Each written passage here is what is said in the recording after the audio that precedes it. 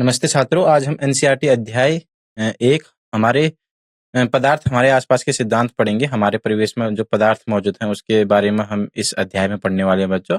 ये एनसीईआरटी अध्याय 1 है। इसमें हम आज सिद्धांत भाग 3 पढ़ने वाले हैं, जिसमें हम अनुभाग 1.2.3 पूरा करेंगे। तो बच्चों, एनसीईआरटी अध्याय 1 हमारे परिवेश में पदार्थ सिद्धांत भाग 3 अनुभाग 1.2.3 आज हम करने वाले हैं। सबसे पहले तो आप ये देख सकते हैं, यह एक अस्वीकरण आपके सामने प्रस्तुत किया गया है बच्चों, आप इसको पढ़ सकते हैं। तो जैसा कि मैं हमेशा से कहता हूं, आप किसी भी व्याख्यान में भाग लेते हो तो आप उस व्याख्यान से कुछ न कुछ सीखने को आपको मिलता है, जो उस पूरे के पूरे अध्याय को पढ़ने में आपकी मदद करता है। परंतु आप जब किसी व्याख्यान को अधूरा छोड़ते हो, तब क्या होता है, तब आपको अध्याय समझने में बहुत दिक्कतों का सामना करना पड़ता है। तो इस व्याख्यान में भाग लेने के बाद आप कुछ चीजों को करने में सक्षम हो जाएंगे। वो चीजें कौन सी होंगी, चलिए हम देखते हैं। पदार्थ के कणों की प्रकृति को समझने में आप सक्षम हो जाएंगे बच्चों। इस व्याख्यान में भाग लेने के बाद आप पदार्थ के कणों की जो प्रकृति होती है उसको समझने में सक्षम हो जाएंगे। जो पदार्थ के कण होते हैं उसको समझने में आप सक्षम हो जाएंगे। एनसीईआरटी के अनुसार जिन विषयों को शामिल किया जाना चाहिए, सबसे पहले हम एनसीईआरटी अनुभाग 1.2.3 कंप्लीट करेंगे, 3 पूरा करेंगे। यहाँ पर जो एनसीईआरटी अनुभाग 1.2.3 है, पदार्थ के कण एक दूसरे को कैसे आकर्षित करते हैं, इस बारे में हम इस अध्याय में, इस व्याख्यान में पढ़ने वाले हैं। एक बार हम एनसीईआरटी अनुभाग 1.2.3 पूरा कर लें, उसके बाद हम पाठ्य निहित प्रश्नों की ओर चलेंगे, जिसमें हम पाठ्य निहित प्रश्न 1, 2, 3 और 4 को पूरा करेंगे बच्चों। और उसके बाद हम सारांश करेंगे। देखिए, सारांश इसलिए भी जरूरी है क्योंकि जब आपके परीक्षा निकट आते हैं तो परीक्षाओं के निकट आने पर आपको बहुत सारी चीजों को बहुत कम समय पर उनकी पुनरावृत्ति करनी होती है। तो उन पुनरावृत्ति में आपको चाहिए कि चीजें बहुत कम समय लें आपको पुनरावृत्ति करने में। तो उसके लिए हम सारांश पढ़ते हैं, ताकि सारांश में आपको अधिक से अधिक चीजें बहुत कम समय पर प्राप्त हो जाए। तो कुछ इस हिसाब से आज हम पदार्थ के कण एक दूसरे को कैसे आकर्षित करते हैं, पाठ्य निहित प्रश्न 1, 2, 3 और 4 और सारांश पढ़ने वाले हैं बच्चों, जो हम इस व्याख्यान में पढ़ेंगे। तो हम पदार्थ के कण एक दूसरे को कैसे आकर्षित करते हैं, इस विषय से शुरुआत कर रहे हैं। यहाँ पदार्थ के विभिन्न रूपों के व्यवहार और एक दूसरे के साथ पारस्परिक क्रिया को समझने में एक महत्वपूर्ण अवधारणा है यहाँ प्रस्तुत की गई है। द्रव्य के कणों के बीच आकर्षण बल कार्य करता है। यह बल ही कणों को साथ साथ रखता है और उन्हें अलग अलग भाव से रोकता है। ये बात आपको पता होनी चाहिए कि जो द्रव्य के कण होते हैं, द्रव्य के कणों के बीच कार्य करने वाला आकर्षण बल उन्हें एक साथ बनाए रखता है बच्चों। तो जो द्रव्य के कण होते हैं उनको एक साथ बनाए रखता है, क्योंकि वो जो आकर्षण बल होते हैं ना, वो उनको एक साथ रखते हैं ताकि वो एक दूसरे से अलग ना हो सके। इस बल की प्रबलता एक प्रकार के पदार्थ से दूसरे प्रकार के पदार्थ से भिन्न होती है। तो इस आकर्षण बल की ताकत जो होती है ना, वो सभी प्रकार के पदार्थों के लिए समान नहीं होती। यह इस बात पर निर्भर करता है बच्चों कि हम किस प्रकार के पदार्थ को देख रहे हैं।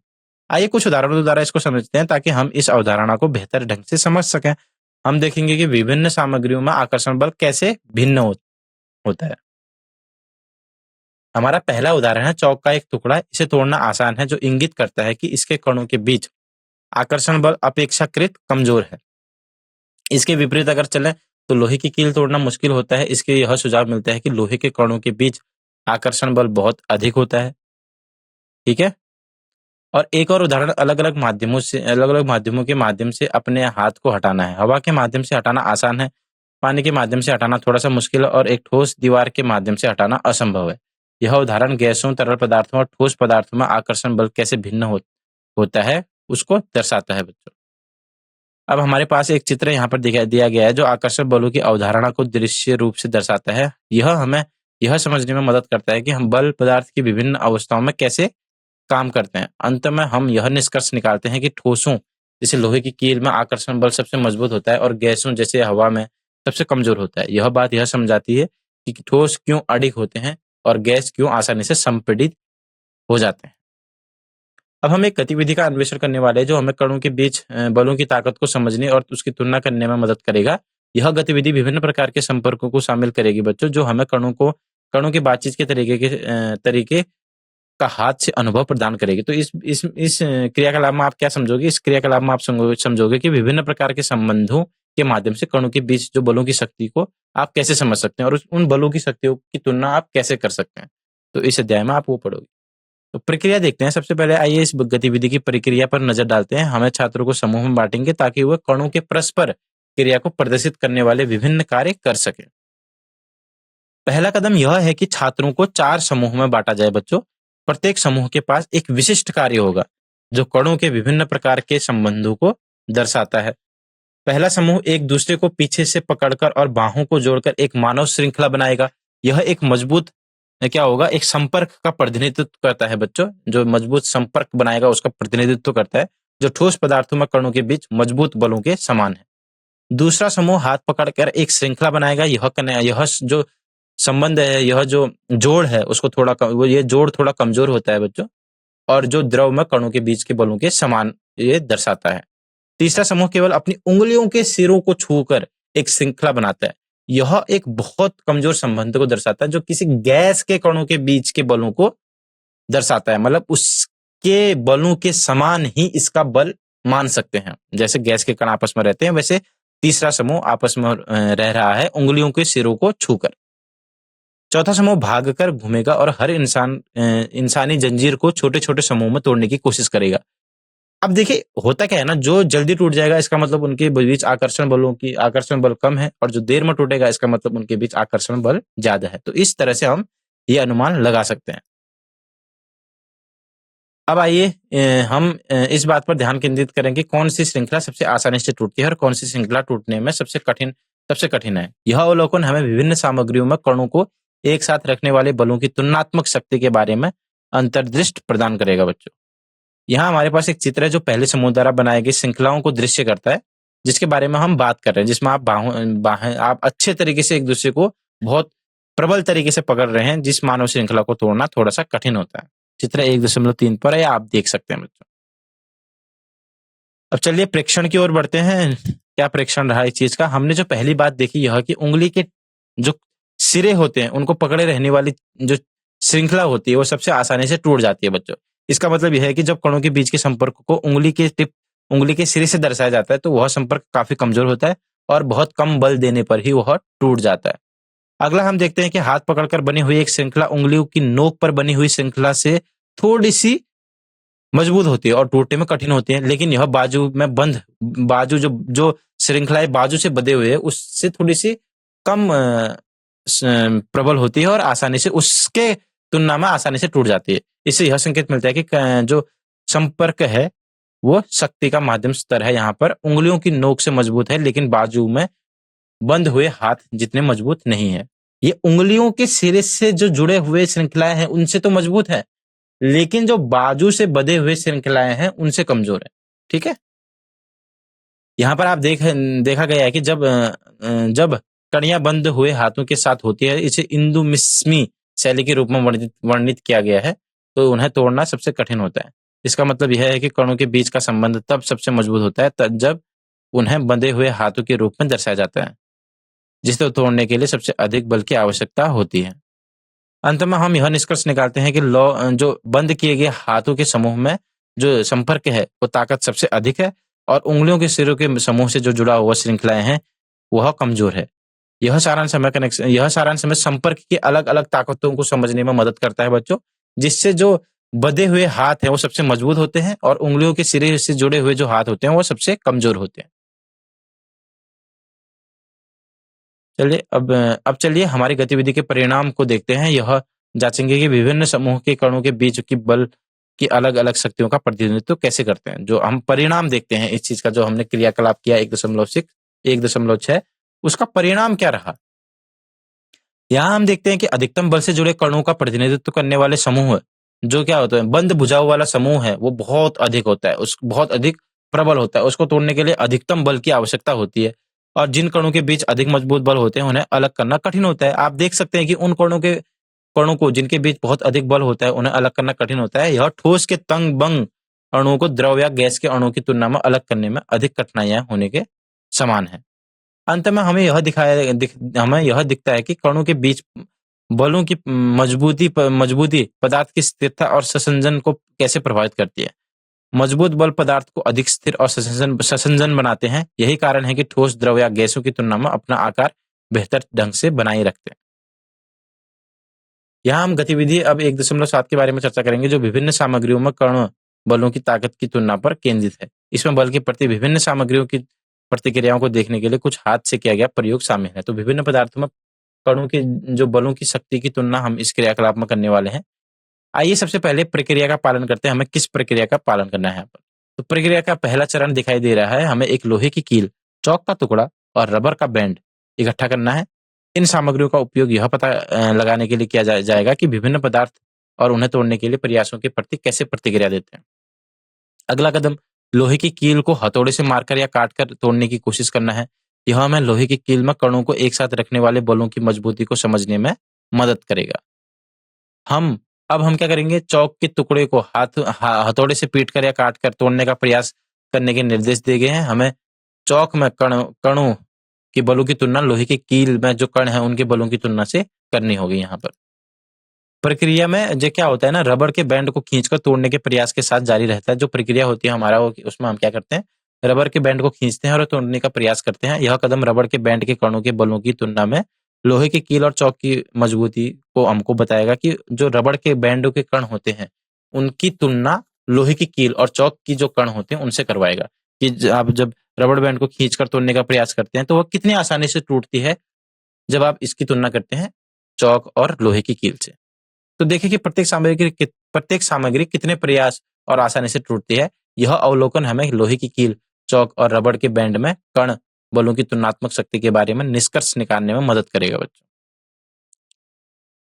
अब चलिए हमारी गतिविधि से प्राप्त अवलोकनों को देखते हैं। हम एक लोहे की कील के व्यवहार की जांच करना शुरू करेंगे। यहाँ पर देखिए क्या होता है, लोहे की कील तोड़ना या काटना थोड़ा सा मुश्किल होता है, मतलब थोड़ा क्या बहुत ज्यादा मुश्किल होता है बच्चों चौक और रबड़ के तुलना में। अगला हम देखते हैं कि चौक का एक टुकड़ा जब मारा या काटा जाता है तो आसानी से टूट जाता है। इसको आप अपने घर में भी इस प्रयोग को कर सकते हैं बच्चों। और यह देखा गया है कि रबड़ का बैंड टूटने से काफी हद तक खींच जाता है। आप जब रबड़ के बैंड को खींचे तो अपनी सुरक्षा का थोड़ा ध्यान रखें, कहीं आपके हाथ में न लग जाए। थोड़ी सुरक्षा का ध्यान देते हुए आप इस चीज को घर में भी कर सकते हैं। यह भी देखते हैं कि रबड़ का बैंड टूटने से काफी हद तक खींच जाता है बच्चों। अंत में हम यह निष्कर्ष निकालते हैं कि लोहे की कील में मौजूद कण चौक या रबड़ बैंड के कणों की तुलना में अधिक बल से एक दूसरे के साथ जुड़े होते हैं। यही कारण है कि लोहे की कील को तोड़ना थोड़ा सा मुश्किल होता है चौक की कणों को तोड़ने से और रबड़ के कणों को तोड़ने की तुलना में। तो इस प्रकार आप देख सकते हैं कि लोहे के कण चौक या रबड़ बैंड की तुलना में अधिक बल से एक साथ बंधे होते हैं, जिसके कारण लोहे की कील को तोड़ना या काटना थोड़ा सा मुश्किल होता है चौक और रबड़ की बैंड की तुलना में। अब हम गतिविधि का अन्वेषण करने वाले हैं जो हमें विभिन्न सामग्रियों में कणों की बलों की तुलना करवाएगा, मदद करता है, जिसकी तुलना करने में मदद करता है। इससे हमें यह समझने में अंतर्दृष्टि मिलेगी कि कुछ सामग्रियां कठोर क्यों होती है और कुछ भंगुर क्यों होती है और अन्य लचीली क्यों होती है। अब चलिए हम अपनी गतिविधि के परिणाम को देखते हैं। यहाँ हम देखते हैं कि लोहे के कणों को एक दूसरे से बांधे रखने वाले बल बहुत मजबूत होते हैं, इसलिए लोहे की कील मजबूत और कठोर होती है। अन्य सामग्रियों की तुलना में लोहे की कील को तोड़ना या मोड़ना थोड़ा सा मुश्किल होता है। हमको इसके बारे में सोचना है कि ऐसा क्यों होता है। अगला हम देखते हैं कि चौक के कणों के बीच कमजोर बल होते हैं, इसकी वजह से चौक भंगुर हो जाता है, मतलब आसानी से टूट जाता है, बिखर जाता है और आसानी से टूट जाता है। आपने देखा होगा कि थोड़ा सा दबाव डालते ही चौक कैसे आसानी से टूट जाता है। अब आइए एक रबर के बैंड पर विचार करते हैं। रबर के बैंड में कण बलों द्वारा मतलब जो कण होते हैं वो बलों द्वारा एक साथ रखे गए होते हैं, जो इसे लचीला और खींचने योग्य बनाते हैं। यही कारण है कि आप रबड़ के बैंडों को खींच सकते हैं और उन्हें तोड़े बिना फैला सकते हैं। जो रबड़ के कण होते हैं वो ऐसे बलों द्वारा आपस में जुड़े होते हैं। एक अद्वितीय बल होता है जो उनको लचीलापन और खिंचाव की अनुमति देता है बच्चों। अद्वितीय बल होता है जो, और यही बल लोहे को नहीं देता और चौक को नहीं देता। चौक को और लोहे को यह अनुमति नहीं देता खींचने की और किसकी, लचीलेपन की, लेकिन रबड़ में ये चीज होता है इनके अद्वितीय गुण के कारण। अंत में हम यह निष्कर्ष निकालते हैं बच्चों कि कणों के बीच बलों की मजबूती यह निर्धारित करती है कि कोई पदार्थ कठोर, भंगुर या लचीलेदार बनेगा या नहीं। यह समझ हमें दैनिक जीवन में हमारे सामने आने वाले पदार्थों के विभिन्न गुणों को समझने में भी मदद करती है। अब चलिए इसी चीज को देखते हैं। अब हम एक गतिविधि का अन्वेषण करने वाले हैं जो हमें जल कणों की ससंजकता और पृष्ठ तनाव को समझने में मदद करती है। यह गतिविधि 1.8 के रूप में यहाँ पर दर्शाई गई है। चलिए इसकी सबसे पहले कार्यविधि को देखते हैं, किस प्रकार यह कार्य करता है। आपको क्या करना है, हमारी प्रक्रिया का पहला कदम यह है कि हम एक कंटेनर में कुछ पानी लेंगे। तो एक पात्र में आप क्या लेंगे? पानी लेंगे। यह हमारा जो कार्यविधि का पहला कदम होगा बच्चों। अगला कदम क्या है? अपनी उंगलियों से पानी की सतह को काटने या तोड़ने की आपको कोशिश करनी है। यह कार्य हमें यह देखने में मदद करेगा कि पानी की सतह भारी बल के प्रति कैसे प्रतिक्रिया देती है। देखें कि क्या पानी की सतह टूटती है या बरकरार रहती है। यह अवलोकन हमें पानी के गुणों के बारे में जानकारी देता है बच्चों। अब चलिए इस गतिविधि से हुए अवलोकनों पर बढ़ते हैं। हम यह चर्चा करेंगे कि जब हम पानी की सतह के साथ अंतःक्रिया करने की कोशिश करते हैं तो क्या होता है। आप देखेंगे कि पानी की सतह को आसानी से काटना या तोड़ना थोड़ा मुश्किल है। यह सतही तनाव की उपस्थिति को इंगित करता है। पानी की सतह एक साथ रहती है और अपनी उंगलियों की गति का विरोध करती है। यह प्रतिरोध पानी के अणुओं के बीच ससंगत बलों के कारण होता है जो सतह को बरकरार रखते हैं बच्चों। अब चलिए हम अपनी गतिविधि के परिणाम को देखते हैं। हम देखेंगे कि सतह पर पानी के कण एक दूसरे के साथ कैसे परस्पर क्रिया करते हैं। हमने देखा कि सतह पर पानी के कण एक दूसरे से मजबूत ससंजक बलों द्वारा एक साथ रखे जाते हैं। इसका मतलब यह है कि कण एक दूसरे की ओर आकर्षित होते हैं, जिससे वे एक दूसरे के पास रहते हैं। वे ये ससंजक बल पृष्ठीय तनाव पैदा करते हैं बच्चों, जो पानी की सतह को एक साथ रखता है। यह पानी की सतह पर एक अदृश्य त्वचा की तरह होता है। अंत में पदार्थ के कण एक दूसरे को आकर्षित करते हैं और सतह को साथ रखते हैं। यह आकर्षण ही पानी की सतह की संरचना को बनाए रखता है। अब चलिए कुछ प्रश्नों को हल करने की कोशिश करते हैं। सबसे पहला प्रश्न क्या है? निम्नलिखित में से कौन सा पदार्थ है? कुर्सी, वायु, प्रेम, गंध, घृणा, बादाम, विचार, ठंडक, नींबू पानी या इत्र की गंध। इनमें से कौन सा पदार्थ की तरह आप इनको समझते हैं? कौन सा इनमें से पदार्थ है? इस प्रश्न का हमको यहाँ पर उत्तर देना है। चलिए उत्तर की ओर चर्चा करते हैं। अब हम समाधान की ओर बढ़ने वाले हैं कि पदार्थ आप किसे कहेंगे। देखिए, पहली वस्तु जिसे आप पदार्थ के रूप में पहचाना गया है वह है कुर्सी। दूसरी वस्तु है पानी, क्योंकि वायु गैसों से बनी होती है जिनके पास द्रव्यमान होता है और जो जगह घेरती है, जो पदार्थ की परिभाषा को पूरा करती है कि जिसका द्रव्यमान हो और जो जगह घेरे। सूची का अगला कदम बादाम है। बादाम पदार्थ के रूप में है जिन्हें हम छू सकते हैं, देख सकते हैं और उन्हें द्रव्यमान और आयतन होता है। तो बादाम का क्या होता है? द्रव्यमान और आयतन भी होता है और वह स्थान भी घेरती है। नींबू पानी, ऐसी ही आप बादाम की जगह नींबू पानी पदार्थ के रूप में पहचाने गए अगली वस्तु है। यह एक तरल है जो जगह घेरती है और जिसके पास द्रव्यमान होता है, अतः यह भी एक पदार्थ है। इत्र की गंध, अंत में जो इत्र की खुशबू होती है वो पदार्थ के रूप में सूचीबद्ध किया गया है यहाँ पर, जबकि खुशबू स्वयं कोई पदार्थ नहीं है, लेकिन हवा के माध्यम से सुगंध ले जाने वाले कणों को पदार्थ माना जाता है क्योंकि उनके पास द्रव्यमान होता है और वो जगह घेरते हैं। अगला प्रश्न, निम्नलिखित प्रेक्षणों के लिए कारण देना है हमको। गर्मा गर्म भोजन की गंध कई मीटर दूर तक पहुंच जाती है, लेकिन ठंडे भोजन की गंध लेने के लिए आपको पास जाना पड़ता है। ऐसा क्यों होता है? इस प्रश्न का उत्तर हमको देना है। चलिए हल की ओर बढ़ते हैं। इसके अवलोकन को देखने की कोशिश करते हैं। हम इस बात को ध्यान में रखकर शुरू करते हैं कि गर्म और तेज खाना हवा में अधिक कण छोड़ता है।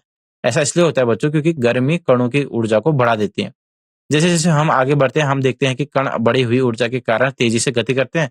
इससे वे कड़ी बड़ी दूरी पर तेजी से फैल सकते हैं, जिसके कारण गंध को दूर से भी पहचाना जा सकता है। आगे बढ़ते हुए हम ठंडे भोजन पर विचार करते हैं। यह कम कण छोड़ता है। हम इन कणों में गर्म भोजन के कणों की तुलना में कम ऊर्जा होती है। ठंडे भोजन के कण धीरे धीरे चलते हैं और दूर तक नहीं फैलते, इसलिए ठंडे भोजन की गंध लेने के लिए आपको उनके पास जाना पड़ता है बच्चों। अंत में यह अवलोकन यह प्रदर्शित करता है कि उच्च तापमान कणों की गति और प्रसार में वृद्धि करते हैं। यह बढ़ी हुई गति गंध को स्रोत से दूर ले जाने में मदद करती है, जिससे आपको गर्म खाने की गंध कई मीटर दूर तक भी आती है और ठंडे खाने की गंध नहीं आती। चलिए अगले प्रश्न की ओर बढ़ते हैं। एक गोताखोर तैराकी कुंड में पानी को काट पाता है। यह प्रेक्षण पदार्थ के कौन सा गुण को दर्शाता है? चलिए हम देखते हैं कि समाधान पदार्थ के गुण के रूप में तरलता को उभरता है। यह प्रमुख विशेषता है जो गोताखोर को पानी के माध्यम से बढ़ने में सक्षम बनाती है। जो पदार्थ है, पदार्थ का दर्शाया गया गुण धर्म है वह है तरलता बच्चों। हम देखते हैं कि समाधान पदार्थ के गुणों के रूप में तरलता को उभारता है। यह प्रमुख विशेषता है बच्चों जो गोताखोर को पानी के माध्यम से आगे बढ़ने में सक्षम बनाती है। अगला बिंदु यह समझाता है कि पानी एक तरल पदार्थ है और तरल पदार्थों की एक परिभाषित करने वाली विशेषता भाव है। इसका मतलब यह है कि तरल पदार्थ बह सकते हैं बच्चों और अपने पात्र में आसपास के वातावरण के आकार को अपना सकते हैं। जो अपने पास जो जिस पात्र में भी वो रहते हैं उसके आकार को वह अपना सकते हैं और बह सकते हैं। यहाँ हम यह सीखते हैं कि पानी के कण एक दूसरे के पास आसानी से गति कर सकते हैं। यह गति ही है जो पानी को बहने और आकार बदलने की अनुमति देती है, जो डाइवर के इसके माध्यम से गति करने की समझ के लिए महत्वपूर्ण है। अंत में यह समझाया गया है कि क्योंकि पानी बहता है और डाइवर के चारों ओर आकार बदलता है, डाइवर इसके माध्यम से प्रभावी ढंग से काट सकता है। यह पानी की तरल प्रकृति और उसके माध्यम से गति करने वाली वस्तुओं के साथ इसकी अंतःक्रिया को दर्शाता है बच्चों। पदार्थ के कणों की क्या विशेषताएं होती है, इस प्रश्न का हमको उत्तर देना। चलिए देखते हैं कि पदार्थ के कणों की क्या विशेषताएं होती है। यह विशेषता यह है कि पदार्थ के कण हमेशा गति करते रहते हैं बच्चों। इसका मतलब यह है कि ठोस वस्तु में भी कण कंपन या गति करते रहते हैं, जो पदार्थ के व्यवहार को समझाने में एक मौलिक अवधारणा है। उनके बीच स्थान होता है, एक दूसरे को आकर्षित करते हैं, वो एक दूसरे को आकर्षित करते हैं, जिससे वो एक दूसरे के साथ जुड़े रहते हैं, जिससे पदार्थ की प्रकृति भी निर्भर होती है। उनमें द्रव्यमान होता है अथवा स्थान घेरते हैं। हम देखते हैं कि जो पदार्थ के कणों का द्रव्यमान होता है, इसका मतलब यह है कि उनका भार होता है बच्चों, और वो बहुत छोटे होते हैं।